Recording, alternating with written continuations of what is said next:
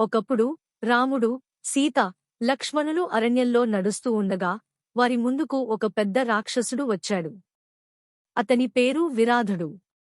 విరాధుడు భయంకరంగా కనిపిస్తూ చాలా శక్తివంతుడిగా ఉండేవాడు.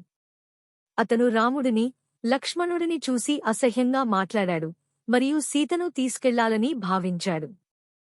విరాధుడు సీతను తీసుకెళ్లాలని చెప్పగానే రాముడు, లక్ష్మణులు కోపంతో నిండిపోయారు. వారు వెంటనే విరాధుడిని ఎదుర్కొనాలని నిర్ణయించుకున్నారు. రాముడు, లక్ష్మణులు తమ బాణాలను విరాధుడిపై సంధించారు.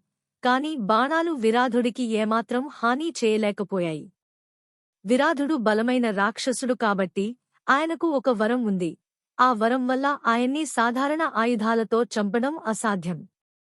వీరికి అప్పుడు అర్థమైంది ఆ బాణాలతో అతన్ని ఎట్టి పరిస్థితుల్లోనూ హరించలేమని.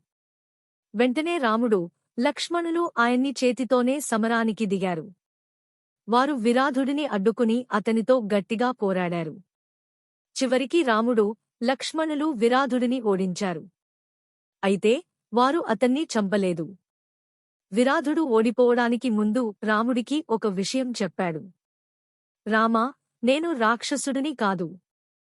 నేను ఒకప్పుడు తుంగురు అనే దేవతా సంగీతకారుణ్ణి. కాని దేవతల కోపంతో నేను రాక్షసుడిగా మారిపోయాను. నన్ను ఈ శాపం నుంచి విముక్తి చేయగలవాడు నువ్వే.